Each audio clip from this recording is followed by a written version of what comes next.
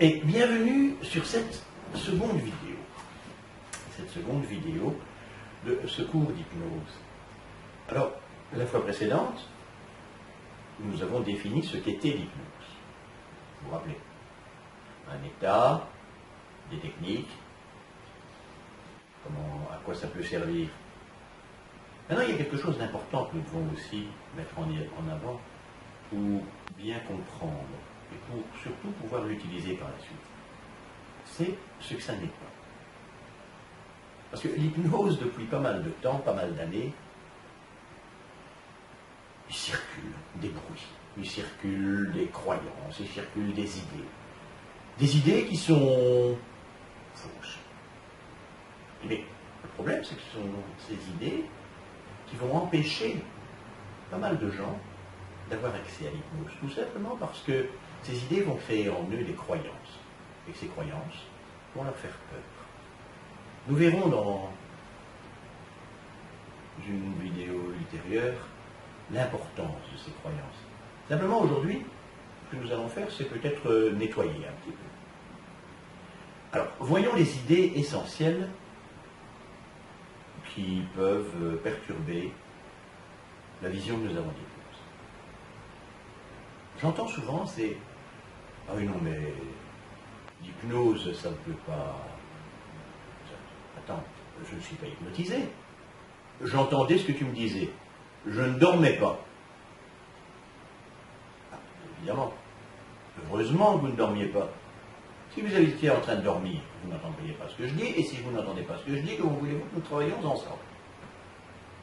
C'est pas possible. Quand vous dormez, vous dormez. L'hypnose est un état intermédiaire, un état entre le sommeil, d'un côté, et l'éveil de l'autre. C'est un état où vous êtes parfaitement éveillé. Simplement, vous êtes sur un autre niveau de conscience. Ce qui implique une chose, une deuxième croyance. Une croyance qui fait peur à beaucoup de gens. Oui, mais si jamais je ne me réveille pas, vous ne pouvez pas ne pas vous réveiller puisque vous ne vous endormez pas. Je dirais qu'à la limite, le pire qui puisse vous arriver, c'est de vous endormir.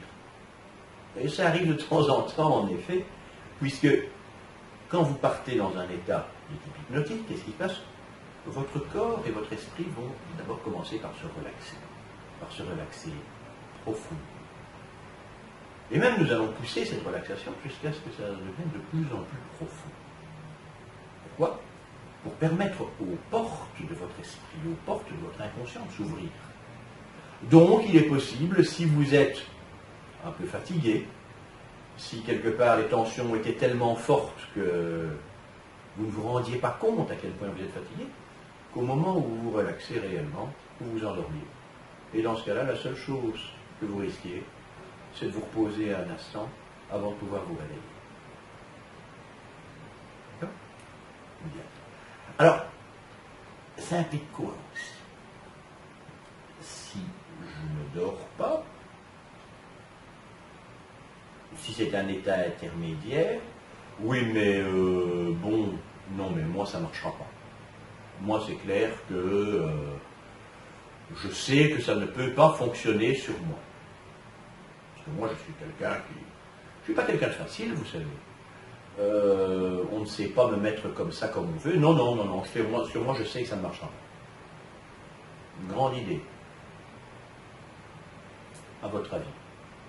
Est-ce qu'il y a des gens qui sont capables de ne pas dormir? Est-ce qu'il y a des gens qui sont capables de ne pas être éveillés? Non. Donc, personne non plus ne peut ne pas être hypnotisé. Tout le monde est hypnotisable. Pourquoi? Simplement parce que l'hypnose, je le rappelle, est un état naturel. D'ailleurs, nous en avons fini avec la conception ancienne de « je vous mets en hypnose ». Non, non, je vous aide à y aller. Maintenant, il est clair d'une chose. Si vous ne voulez pas y aller, ben, ça ne fonctionnera pas. Jusque dans une certaine mesure, naturellement. Un bon hypnotiseur, qu'est-ce qu'il fait? Il profite d'un état naturel qui vous arrive régulièrement, simplement pour l'accentuer. Il est toujours plus facile d'aider quelqu'un à aller plus profondément dans un état dans lequel il est déjà, que de l'amener totalement de l'extérieur vers cet état. Alors, oui, non, mais là, l'hypnose, non, c'est dangereux parce que à partir du moment où je ne vais pas pouvoir, alors à partir du moment où je suis en état d'hypnose, non mais on va me faire ce qu'on veut, là je vais perdre totalement le contrôle de la situation. Alors là, d'où vient cette croyance? Cette croyance, elle vient essentiellement de l'hypnose de spectacle. Bon, c'est clair que quand vous voyez un spectacle, et il y a de très beaux spectacles d'hypnose. L'hypnose spectacle, c'est un très beau spectacle, c'est un métier d'ailleurs. Et certains le font vraiment très, très bien. Simplement, dites-vous bien une chose. Si vous prenez une salle de 2000, 3000 personnes, tout le monde ne va pas monter sur scène. Ne vont monter sur scène que les gens qui en ont vraiment envie. Alors, en plus, nous allons partir de l'idée que il y a, en gros, il y a à peu près 3% de la population qui sont particulièrement suggestifs. Ces 3%, il y a moyen de les hypnotiser en un claquement de doigts, ou presque. L'ombre d'un instant. Mais ils ne sont que 3%. Ce sont ces 3%-là que l'hypnotiseur de scène va trouver dans la salle, va repérer et va faire monter sur scène. Ces gens-là, ils sont venus au spectacle avec l'espoir de pouvoir monter sur cette scène. Une fois qu'ils y sont, ils sont prêts à faire tout ce qu'on leur demande, jusque dans certaines limites, nous allons le voir. En même temps, vous gardez toujours le contrôle. Une partie de vous va se mettre en éveil, va se mettre en surveillance. Et si jamais l'hypnotiseur voulait vous faire quelque chose qui va totalement à l'encontre de vos convictions les plus profondes, vous ressortez immédiatement de l'état. Non, attention. C'est vrai aussi que peut-être que vous n'êtes pas au courant de ce dont vous avez vraiment envie. Et que parfois, sous hypnose, on peut le réveiller. Ça peut arriver. Mais ça n'est pas si simple que ça. Ce qui veut dire que vous pouvez aller dans une consultation hypnotique sans vraiment aucun danger. Alors, on va me faire ce qu'on veut. Non. On peut éventuellement vous amener à changer vos croyances. Si ces croyances vous empêchent d'arriver là où vous voulez dans la vie. Mais ça ne va pas non plus se faire en un claquement de doigts. Et ça va demander un travail de collaboration. Il y aura une collaboration entre vous et la personne qui vous hypnotise. Ça ne marche pas comme vous pouvez l'avoir vu au cinéma.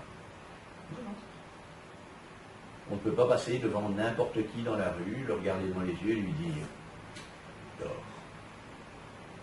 Et puis tout d'un coup, l'amener à se transformer en apnée ou en ce que vous voulez. Ça ne marche pas. D'accord? Alors, qu'est-ce qui pourrait y avoir d'autre? Est-ce que tout le monde est hypnotisable? Oui, nous l'avons dit. Maintenant, il y a certaines personnes que nous ne pouvons pas hypnotiser. Simplement parce que c'est trop dangereux. Dangereux, pourquoi? Parce que ces personnes sont dans un problème mental trop profond. Les personnes qui sont sous traitement psychiatrique. Les personnes qui sont dans un état psychiatrique décompensé. Par exemple, qui sont schizophrènes, réellement, qui sont paranoïaques, qui sont déjà, par exemple, qui ont des doubles personnalités, qui sont bipolaires, Toutes ces personnes, il faut faire très attention quand ils hypnotisent. Normalement, nous ne pouvons pas trop y toucher. Ou alors, avec l'autorisation d'un psychiatre, et éventuellement sous son contrôle. Pourquoi? Simplement parce que l'hypnose implique une dissociation, la majorité du temps. Une dissociation de votre esprit. Une dissociation entre votre conscient et votre inconscient. Et ces gens sont déjà tellement dissociés. Et on ne sait pas exactement jusqu'où ils le sont. Alors comme disait un de mes professeurs, il faudrait peut-être d'abord commencer par les déshypnotiser, avant de pouvoir faire autre chose avec eux. À part dans ces cas-là, tout le monde est hypnotisable, et tout le monde est hypnotiseur. Parce que cette croyance existe aussi. Oui, mais moi je ne saurais pas. Bien sûr. L'hypnose n'est pas un don. D'ailleurs, si c'était un don, je ne pourrais pas vous en donner. On ne peut pas enseigner un don. On l'a ou on ne l'a pas. L'hypnose est une technique. Cette technique, on peut l'apprendre. C'est ce que nous allons faire d'ailleurs dans les vidéos qui suivent. C'est ce que vous êtes en train de commencer à faire. On peut l'apprendre. Petit morceau par petit morceau. Alors comme pour tout, certaines personnes, bien entendu, sont un peu plus douées, certaines personnes vont apprendre plus vite, certaines personnes seront plus motivées, comme pour apprendre n'importe quelle matière. Simplement, tout le monde pourra apprendre. Tout le monde est hypnotisable, tout le monde est hypnotiseur. Simplement, tout le monde ne l'est pas à la même vitesse, à la même profondeur. Alors une chose que j'ai entendue récemment encore, et que je vois régulièrement sur les salons, l'hypnose contraire à toute forme à ma forme de religion. On va dire une chose, si c'est votre croyance profonde, eh bien nous allons la respecter. Et dans ce cas-là, vous ne serez pas hypnotisé. Non, globalement, l'hypnose n'est contraire à aucune forme de religion. La majorité des religions, même, tentent par un moyen ou un autre de vous mettre dans un état proche de l'hypnose. Quelle que soit la cérémonie, quel que soit le rituel religieux auquel vous participez, si vous décidez d'y participer, eh bien il va arriver à un moment donné que vous allez vous retrouver dans un autre état de conscience. Alors qu'on appelle ça de l'hypnose, qu'on appelle ça avoir une vision, qu'on appelle ça comme on veut, eh bien le principe est le même. On vous met dans une forme de type hypnotique. Donc non seulement l'hypnose n'est pas contraire aux religions, mais elle est même largement utilisée par les religions. Et pour certaines d'entre elles, peut-être pas toujours d'une façon très éthique, reconnaissons-le. Donc, si nous résumons, ce qui est important à savoir, c'est 1. Vous ne dormez pas quand vous êtes en état d'hypnose. 2.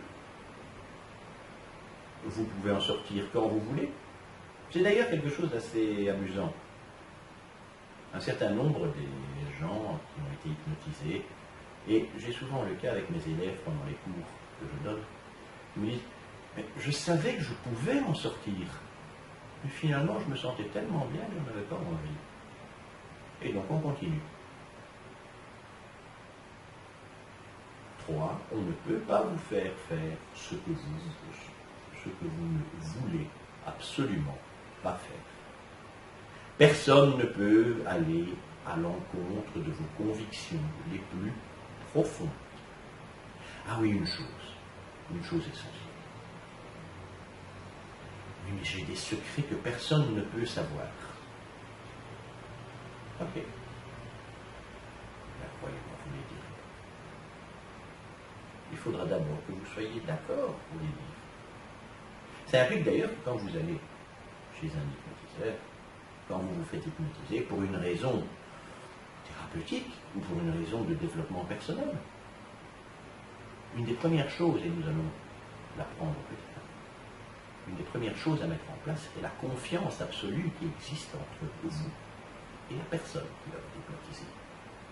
Ou entre vous et la personne que vous allez hypnotiser, bien entendu. Parce que s'il n'y a pas cette confiance, en effet, vous allez réussir à partir dans un état de transe hypnotique, bien sûr, mais ça sera difficile de travailler. Pourquoi? Parce que même dans un état de transe hypnotique, votre inconscient va défendre ce qu'il pense être important pour lui. Et s'il a des secrets, si vous n'avez pas la confiance, eh bien les secrets ne passeront pas. Et si ces secrets sont à la base du problème à résoudre, eh bien le problème ne se résoudra pas. Ce qui implique donc que quand vous allez faire une séance d'hypnose, la première chose qu'il faudra mettre en place est la confiance entre l'hypnotiseur et l'hypnotisé. Et nous allons commencer à en parler dès la prochaine vidéo. À bientôt.